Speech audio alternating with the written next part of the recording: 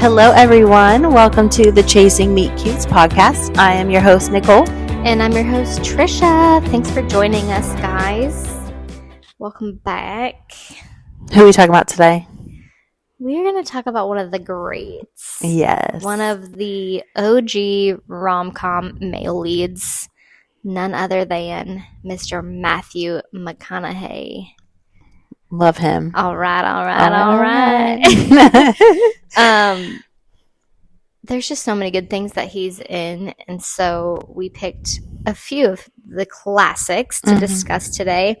And we obviously, if you guys are starting with us from the very beginning of our podcast, you know we are learning and growing and ever changing as we settle into our niche, our comfort zone as far as what's best.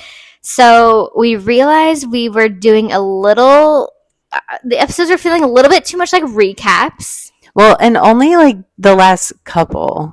Yeah, some because of them we were like just talked about movies. Because we were literally watching the movie and taking notes as the movie went on. So it just turned into a recap, really. Right. Which, like, y'all can go look that up on YouTube if you want. And that's not what we want to do.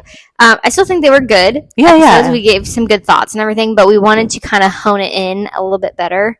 So we're attempting to do that. So we appreciate your patience in the setup and feedback if you have any. Yeah. Only don't be like, too mean, positive and encouraging, okay? Like, just like a sentence that says like, yeah, y'all suck. Like, that's not that helpful. Yeah, it has to be constructive. If you're going to bring us a problem, you also have to bring us a solution. That's our rule.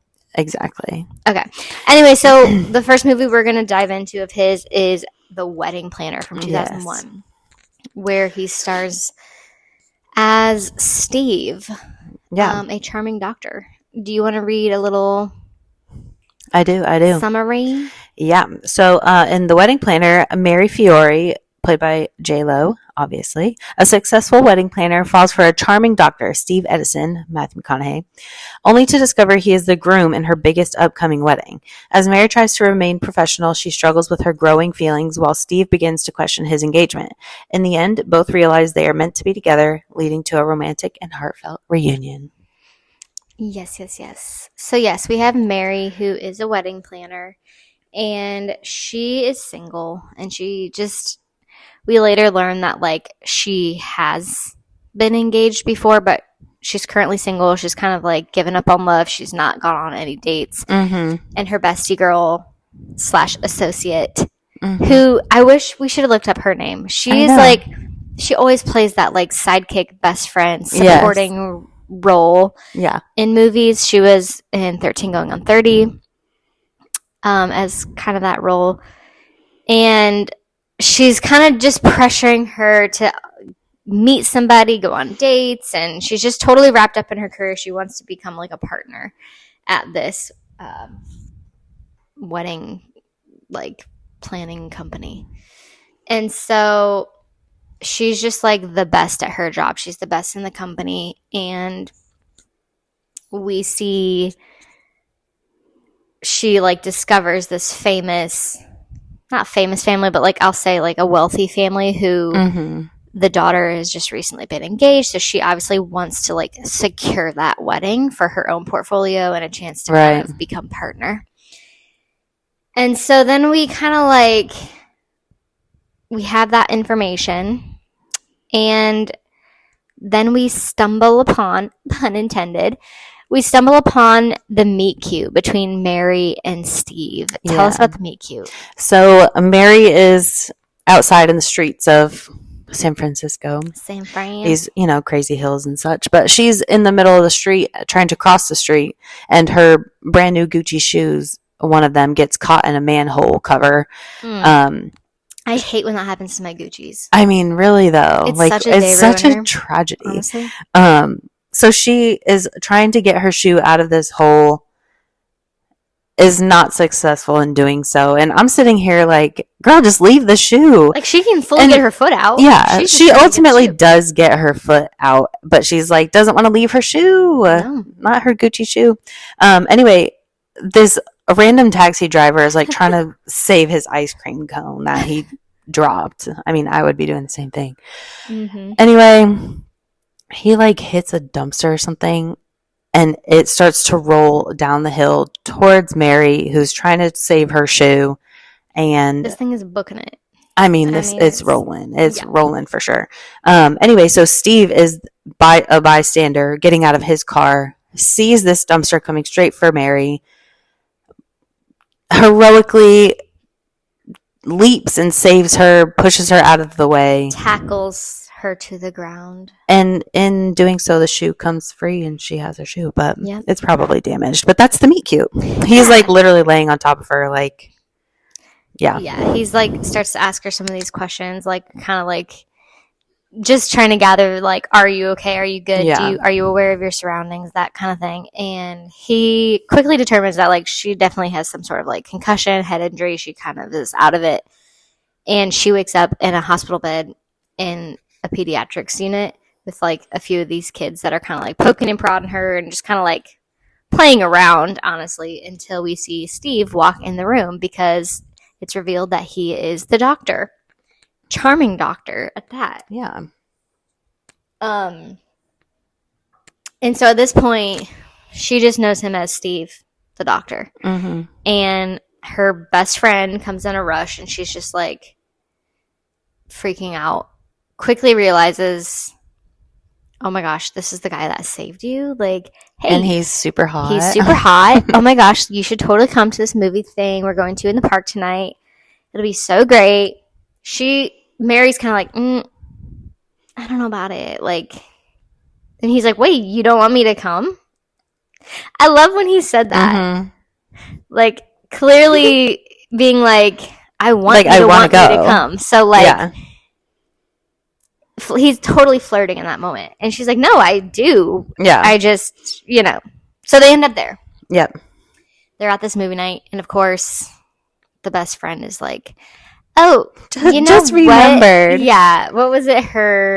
Oh my gosh. Her best friend's brother's godmother something. I'm needs to change the toner in her fax machine. Like really bad at lying, making up a story. And so Steve and Mary end up being alone at this movie night.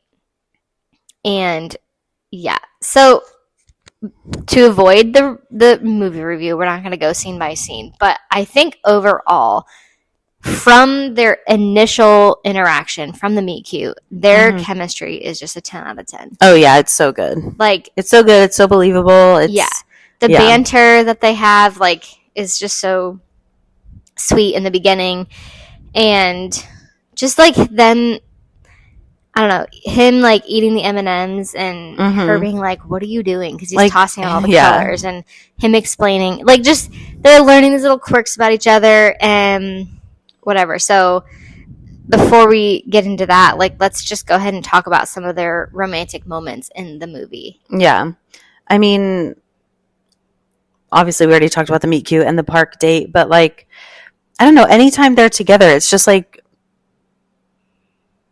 I don't know, it's so cute. And like, well, we obviously learn that like he's engaged, which, you guys, this is my first time ever seeing this movie. I know that's insane, but I was so confused when like that we saw the back of his head, and I was like, no way. Oh, at the dance lesson, yeah. And no, not the dance lesson, like in the it was the dance lesson. She shows up and I was like, no way. Like, I can't believe this. So Trisha was like very confused by me being confused. I just thought for sure like you at least knew the premise of this movie. I had kind of given you a hint about like it kind of gives My Best Friend's Wedding vibes as far as like the groom being in the middle of the love triangle. Yeah, maybe I didn't want to like reveal too much, but I thought like I don't know. Obviously, you didn't pick up what I was putting down. I didn't. Yeah, I did not. So that made it even better because I just obviously didn't say too much and let you just kind of take it in as the movie came. Yeah, but I mean, they're like key romantic moments. I don't know. Obviously, the dance lesson, she knows now that he's engaged, so it's like there's a lot of tension there, and she's like very upset. But like, one of my other favorite moments was like kind of towards starting to be towards the end was her when she got really drunk. Oh yeah. Yep. And he was like, made sure she got home, took her home, carried her home, carried her upstairs, put her on the couch. Every single key on the key ring trying to get in the building. Yeah, they're locked out. That was one of my favorites. I thought that was really cute and really sweet that he like obviously made sure she got home safe, got upstairs safe. He didn't try anything. Like, obviously, he's still engaged at this point. Like, could it still be seen as wrong? Maybe. I think it would be one of those, like, safe to say it was maybe an emotional affair. Yeah. Even though they were trying to fight off the connection that they had, there was, it's just kind of, like, undeniable. Yeah. Like, there was that, like, magnetic force between them two. Like, even when they, and again, it's a movie, but, like, even when they were together with the fiance and her parents, like, the fiance is so oblivious to them having a connection that she's constantly, like, putting them in situations together. Right. So they're kind of like, no, like, I'll do this. And they're like, no, just stay with her. She needs your help. And then they just develop more shared experiences, which makes their feelings grow. And but I thought that was one of my favorite moments too. But even like their initial dance in the park before she does anything, like that to me is like really the iconic scene of this movie. Because that's where, in my opinion, that's where they like fell in love. Right. Even though that was like their first real date together or moment together. Well, and that's where they come back to. Right. As well. Exactly. So they do have this like forbidden love trope, which is kind of that Romeo and Juliet, like they're not supposed to be together. And like we said, it could be seen as wrong because he is fully engaged, but yet you just can't help but like root for them and you want them to be together. For sure. And like Fran, like she's not the worst. She's just like so in Fran's world. Yeah. That like we later realized she's not even really into him anymore. Like it was just like a relationship that had been going on for too long. It needed to end. Yeah. Probably a long time ago, but it was just convenient and comfortable. And so, yeah. But yeah, I think that was the drunk scene was probably one of my favorite moments as far as like the romantic, just sweet. Yeah. And just the conversation they had was really cute. Like about her saying she never feels like she's good enough or she didn't feel like she was good enough with her ex fiance. Right. And he assured her like, you're definitely good enough. Yeah. Yeah. Yeah. I think the writing was so great, like the storyline and how it flowed, and even the details of her mom and the story about how her parents were, you know, an arranged marriage and they grew to love each other. And so I think it kind of, when she found that out, kind of made her be like, well, maybe that's my option. Yeah. Because I haven't really found, I'm always attracting unavailable men. Right. So she's contemplating that, and you know, she has a sweet relationship with her dad and the guys of the club who she plays Scrabble with. And they really come to support her love life and just her life in general. But, like, they also want to see her happy and with somebody. And Steve becomes that person that they ultimately root for as well. Yeah. Let's talk about some of the best / worst moments. Okay. Between Steve and Mary specifically. Okay. Well, I gave you my best already. Yeah. My worst, though, guys, I really thought that they were just going to get married to the other people. Like, I really thought she was going to marry Massimo, Alex Karev. Guys, I was so excited when I saw him come on the screen. I really genuinely thought, I'm like, no way is that really going to happen. And, like, especially after Fran was saying to Mary, like, I think this is all wrong, like, and this is after Steve had already said the same thing, like, I don't think we should get married, like, I'm second guessing this. And then the next morning Fran and Mary have an appointment at the office, and like she's second guessing, and then Mary like gives her the classic line that she gave whoever the other bride was at the beginning of the movie. And I was like, is she I was like really upset. I'm like, is she really doing this right now? Like, I can't believe she's just like encouraging them to get married. Well, I think that's like I feel like we constantly use the word tension in these episodes because if that's not what a rom-com is, I don't know what it is. Right. There's always this moment of conflict and just this wrestling of should they be together with the person they're meant to be with, because sometimes the circumstance doesn't really allow for it. Right. Like this. Like, I think Mary is kind of having to push her feelings down because she knows it would be wrong to just break up a marriage between two people who she has respect for Fran. She's not a horrible person. Like, they do have history together. Like, Right. she is recognizing, like, as much as I want this, like, as long as he's with her, I'm not going to be a homewrecker, so to speak. Right. Sure. So I think, yeah, my worst moment would be the night she was drunk when she kind of sobers up. He leaves, knocks on the door, comes back, basically professes his love. Like, don't you think about that night in the park? I do.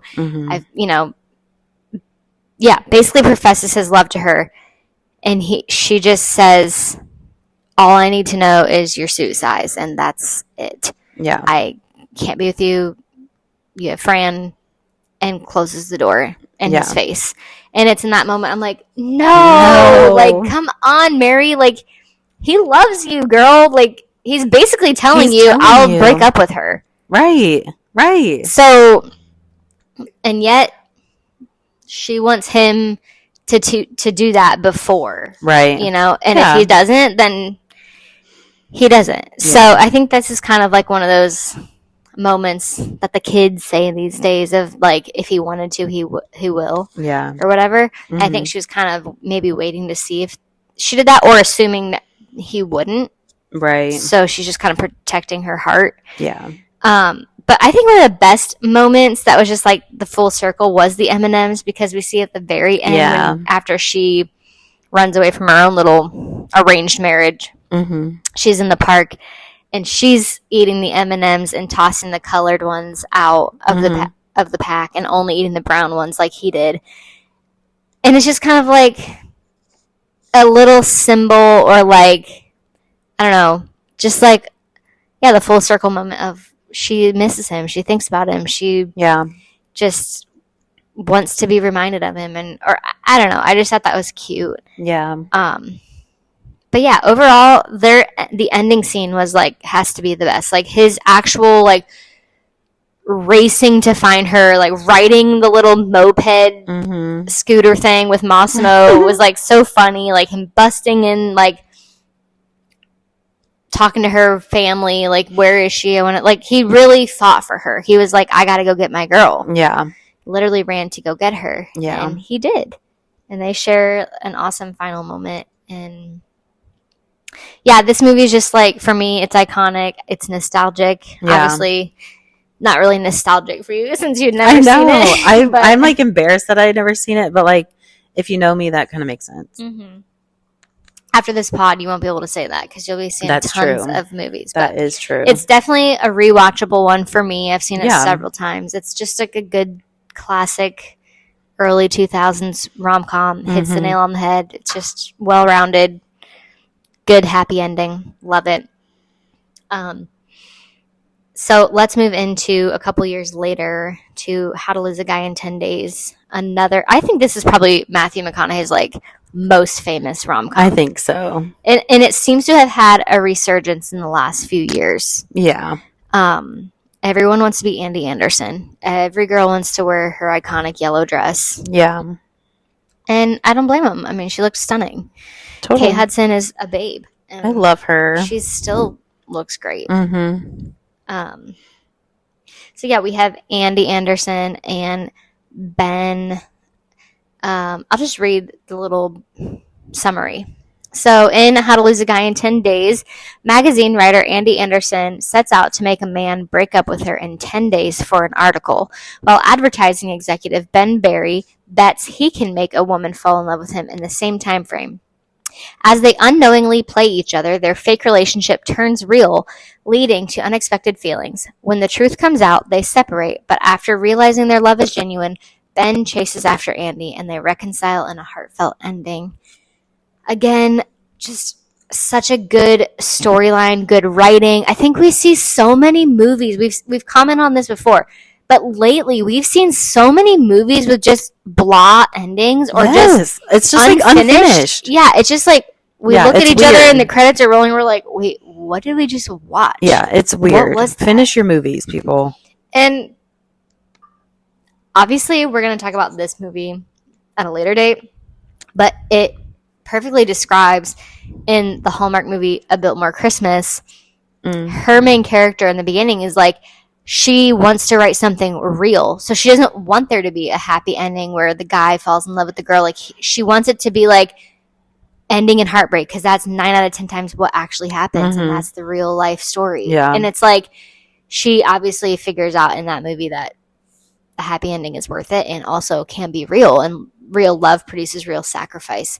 So that's kind of how I feel like a lot of these modern movies have wanted to lean into this, like, real life, like, toxic struggle of, you know, romance and relationships. And while, yes, sometimes that is the case, nobody wants to watch that on TV because that's what we're experiencing. Yeah. We want to see the happy endings. Yeah. We want to build up all those unrealistic expectations. Exactly. They can be realistic. I'm convinced. Yeah. It's just the problem is the movies are all portraying toxic things that people think are normal. Exactly. And it's not. And just because something is common doesn't mean it's normal. Exactly. Okay. So anyways, back to this movie. We have Andy here. She is trying to write this good piece in the magazine, and Ben is making a bet with his friends that he can make a girl fall in love with him in that short amount of time. So they kind of have this unique meet cute at the bar at this event that's going on. Mm-hmm. And they kind of lock eyes with each other, and they each separately decide that's the person I'm going to be doing this little bet with. Yeah. Which is it's just a funny concept. It's great. This is one of those ones that's like a good blend of romance and comedy. Like, this is a true romantic comedy. Yeah. I do think there's a fair amount more of comedy in this particular storyline, because it's kind of this, like, enemies to lovers with a twist, this whole, like, betting thing. But still enough romance, even if it's fake romance, like, within the bet. It's still so good, and the ending is filled with, like, the real romance that enters the scene. Yeah. So great. But, I mean, Kate Hudson and Matthew McConaughey, I mean, come on. I know. Both of them are just so iconic, especially together. It's like, it's them. Yeah, I mean, if it's not, to me, they're like the real Goldie Hawn and... I know. What's his name? Her lifetime partner. Kurt. Yeah, Kurt Russell. Like, they just are a match made in heaven, and they need to make another movie. Her mom, so... I know. I know. That's why I said it. It's just funny. Yeah. She just knows. She is a good model. The apple didn't fall far. Yeah, I thought their chemistry, because of that, like, they're both beautiful people, but they're also just so talented and both so funny in their own right, that the roles that they each play within the bet, they're so over the top because they're trying to play each other that it's so freaking funny. Like, just the moments with the little dog too, like, oh my god, and just all the funny things. The basketball date, the basketball, I think, was my favorite. Yeah, that's like a top one that I think comes to everyone's mind. Yeah, I think it was my favorite, just because, like, you obviously know, like, he was so into that game, so looking forward to it. I think it was a playoff game or something. Yeah. I don't know, but they went to a couple. He was just so into that game. Oh, yeah. And she just keeps sending him off. And she's also genuinely into the game. Like, that's the funny part about it, is, like, he is assuming her character is, like, this ditzy girl who doesn't give a rip. Right. No, and it's just funny that she keeps sending him to get all these things, and he gets stuck out there and whatever. Like, right. It is just funny. And it's funny that he actually does it, because obviously, like, his part of the bet is, like, if I'm going to make her fall in love, like, I have to do these things. Right. I have to go above and beyond for And then her part of the bet is obviously the opposite. So it's funny. It's like To just the push me- and the pull is so funny. Yeah, I think, and that's where, if we want to get into the romantic moments, Mhm. some of them are like the fake romantic moments. Yeah. And so her bringing all her stuff into the apartment and like all the girly things in the bathroom, all the pillows on the bed, Yeah. and making the little baby book of like what their kids are going to Oh, potentially gosh. look like. Yeah, like yeah. all those little things that he Mhm. just has to like swallow and smile and be like, I love This it. is totally normal. Yeah, like bring it on. And she's obviously that push and pull, like you just said about, Yeah. you know.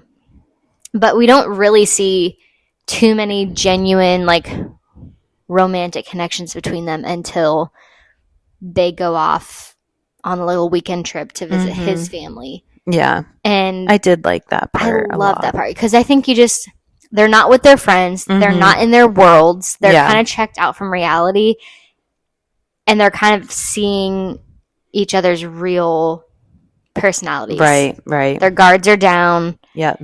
and like the BS game, like that is iconic. That totally. scene Totally. alone is Yeah. iconic. I just loved that, like, her just fully jumping in with his family and like Oh yeah. calling BS, and it just was, I don't know, I just loved that. Yeah. Yep. I think when Ben gets a little taste of that, he Yeah. also realizes, I really like that about Yeah. her. And like his family loves her, Yeah. 100%. which is, I don't know if they really say anything about like his past relationships, but I feel like it's probably maybe not the case for all of his past relationships. Right. And now like they love her. And it makes you wonder, like, I think part of that was her real personality, but the other part is like she didn't go in with any pressure because Yeah. she knew it was this fake Right. relationship. So she was just kind of like, okay, cool, let's play, let's do this thing. And then she was able to fully be herself without the panic of like, I'm meeting my boyfriend's family for the first time. Like, I want to be Right. in the A game. I want to be Yeah. say all the right things, do all the right things. And so I think it worked out in her favor, obviously. Yeah. But yeah, then they have the like moment where they're on the motorcycle riding around the little town. Of course, it starts to rain, Mm-hmm. and they come back to the house and they have to like clean up.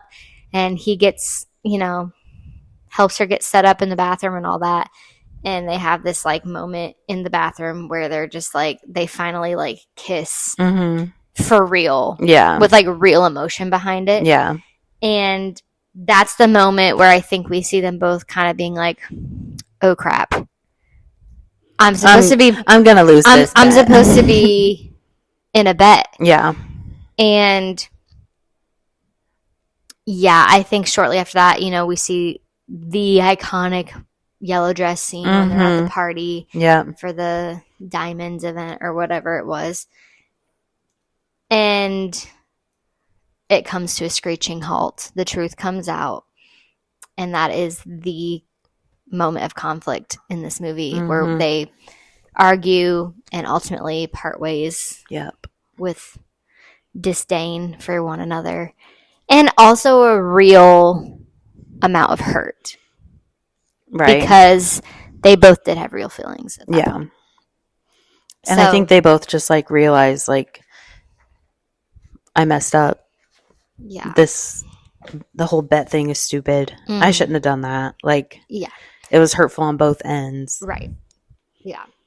And I mean, all of those love stories that have like a bet of some, like I remember seeing things like that and really feeling like that's going to happen to me. Like that's a possibility. Like even movies like Never Been Kissed where they have the Josie Grossi moment and the boy asks her to the prom only to like egg her house and like then she's left crying, or she's all that, and that's what the whole bet story as well, right? And she feels like a setup and then it's like humiliating. Yeah, I remember thinking, because that was such like it's a great movie. It is. It's a great movie to watch, but I thought in reality that would just be horrific. It would be horrendous. Yeah. And I thought no guy would ever like me, and if he did, he's probably like in a bet with somebody. Oh my gosh. The moment where they finally get together at the end and he's chasing her down once again on a motorcycle and stops her taxi and gets out and they have their moment and they share their final kiss. That was just like this. I mean, the movie from start to finish, 5 stars, 10 out of 10. So good. The best on-screen you can't ask for anything better or more. So love that one of his. Would you say their relationship is toxic or not toxic? Well, in the beginning, the majority of their movie, their relationship is of course toxic because it's fake, right? But I think the relationship we don't get to see them have would be one that's healthy, right? Agreed. But speaking of another toxic relationship, let's talk about the next movie, Failure to Launch. Okay. That he's in with SJP, which is another iconic duo. But I feel like people don't talk about Failure to Launch that much. Like, I feel like it's underrated a little bit. It is. It is. I also saw this movie for the first time. Yeah, not too long ago. I guess last year. Mm-hmm. I will give a little recap or a little summary. All right. So in Failure to Launch, Tripp is a charming 35-year-old man still living with his parents who secretly hire Paula, a professional consultant, to encourage him to move out by making him fall for her. As Paula and Tripp grow closer, real feelings develop, but their relationship is threatened when Tripp discovers her true intentions. After some chaos and self-discovery, Tripp forgives Paula and they reconcile, choosing to pursue a genuine relationship. Yeah, this one is another one of those storylines that is obviously not really a bet, but it's this curated relationship that we see for the majority of the movie before real feelings come into play, and but it's one-sided, so it is a little different. And I do think that it's a unique storyline. Like, the writing in this movie was very new and like a fresh idea, it felt like. And I don't really feel like there's been something else like this. I don't think so either. Of course, we have Kathy Bates, who plays his mom in this, which is so funny because I love Matthew McConaughey's dynamic. Like, the way that he interacts with Kathy as his mom is just so cute. Yeah.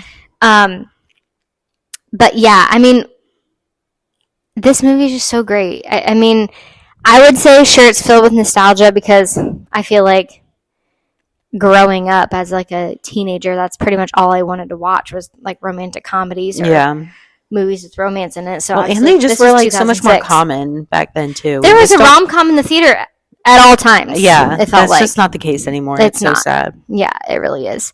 So yeah, it's one of those, nostalgic ones that I mean, it was in 2006 in the prime era of rom-coms. And yeah, let's just get into Paula and Tripp a little bit. Yeah. Obviously, Paula is hired by his parents, and so their meet cute is not real. Right. And so, but she creates it and to be as real as it could be. So they arrange, to be at this furniture store, the Lazy Boy store. And she shows up there. She's got like coffees in hand. She gives them to the staff and then goes over and just literally reclines back in one of the Lazy Boys and looks like she's just taking a nap. Well, Tripp sees her. She catches his eye because she's gorge.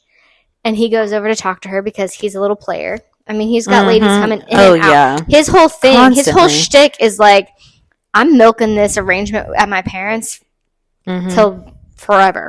And it's like, he knows that these women are going to be like, you still live with your parents? And they'll just be on their merry way and he can get the next one. And he's like, fine, see ya, bye. Nice knowing you. On to the next. Yep. And so I think we do understand later, like, why he does that, because the woman that he was in love with passed away, and so he kind of just built up this wall and this defense mechanism of like, I'm not gonna go there with anybody. Involved,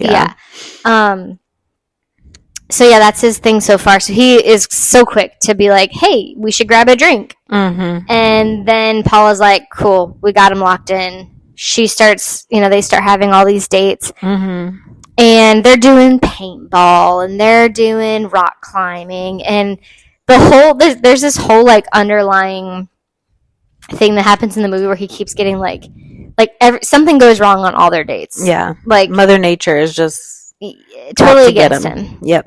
And he's like getting bit by things and thrown off Chipmunk. by animals and all the things. But even though these dates are kind of fake, she's genuinely like having fun. Yeah. And he's got his 3 buddies there. Like, is it 3 or 2? Maybe it's just 2 buddies. I just remember Bradley. Bradley Cooper is in this. Yeah. 2 guys at least are always on these dates, and so they're kind of also getting to know Paula. Mm-hmm. And they're noticing that Tripp is like not really treating Paula the same as the other girls. Yeah. Like, yeah, it's not just a quick like one and done. Yeah. Yeah.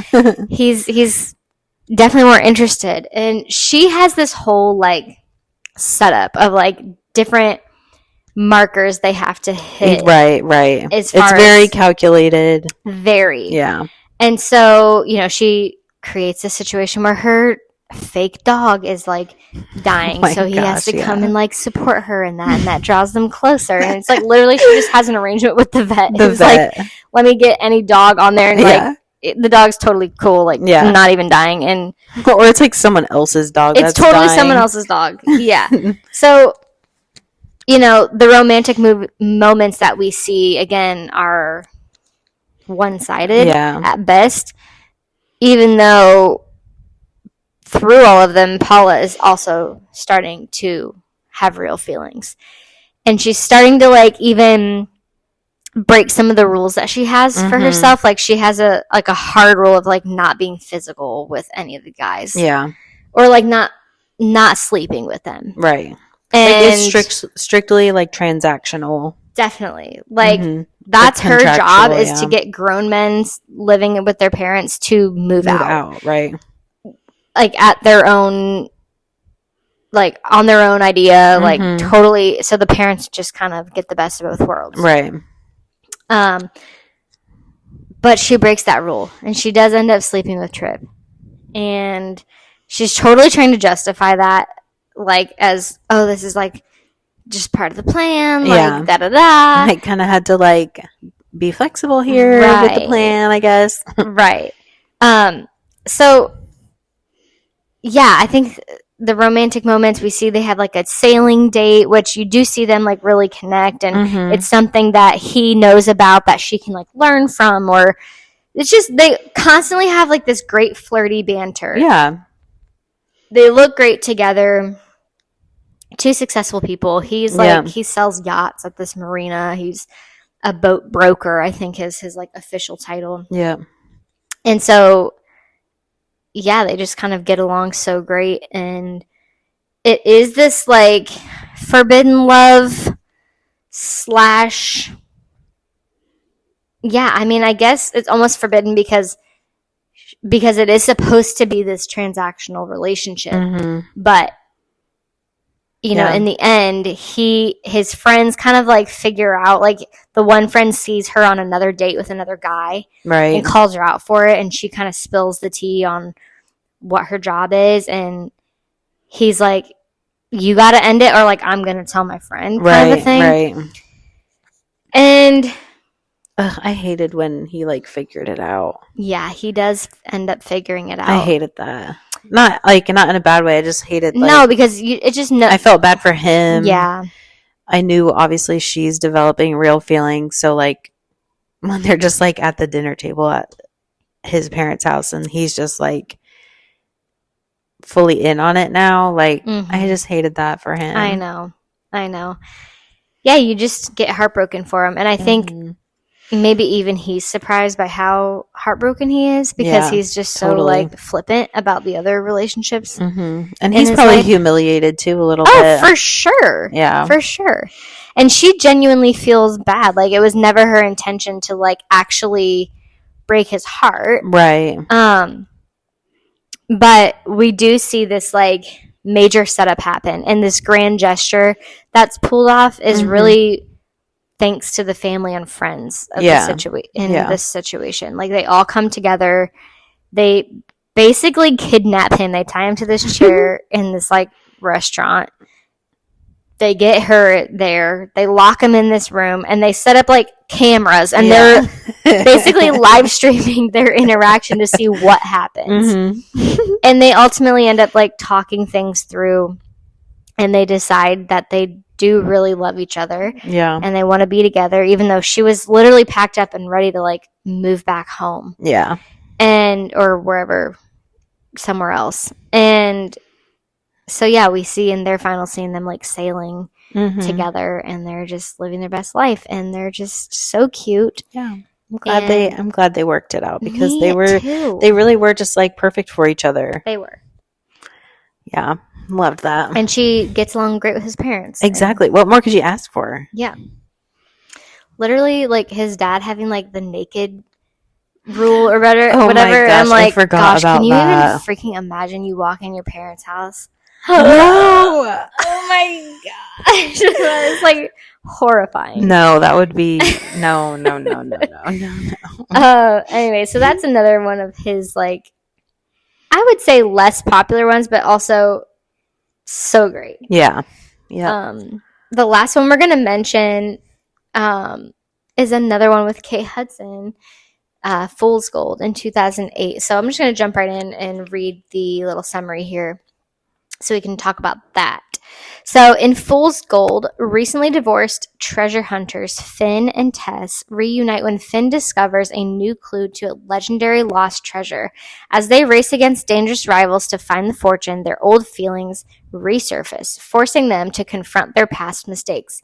In the end, they recover the treasure and rekindle their love, realizing they are meant to be together. Perfect. Yeah. Finn and Tess. Finn and Tess. Love them.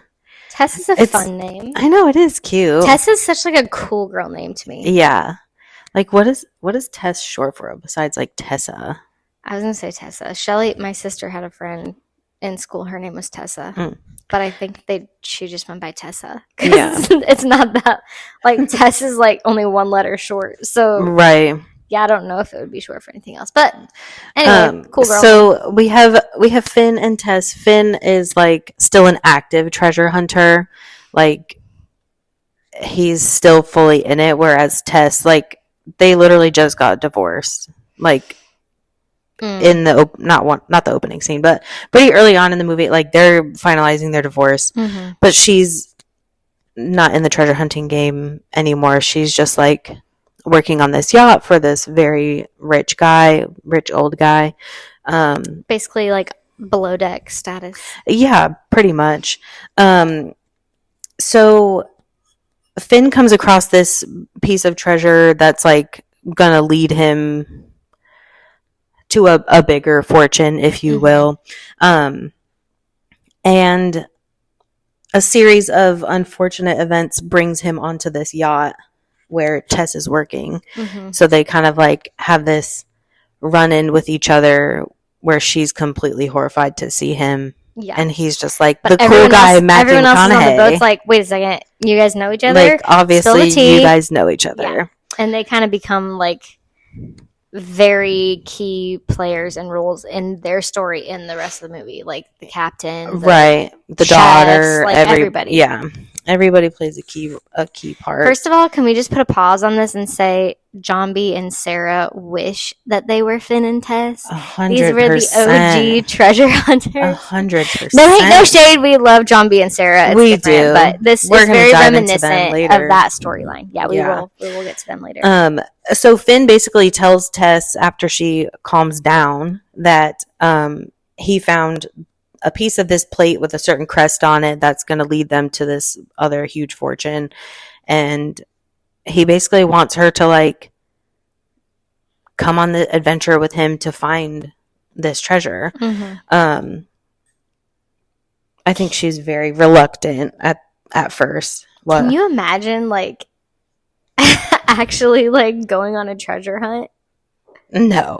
Like, No. if your person was like, I found this broken plate in the sea. No. Let's And I'm not going anywhere in the this. sea. Like, I'm not going anywhere sea. I'm not That's going not- anywhere where there's literal pirates and or like just like gang members Yeah, I'm trying to not- also go after her, and they're like, no. yeah, I'm not doing that.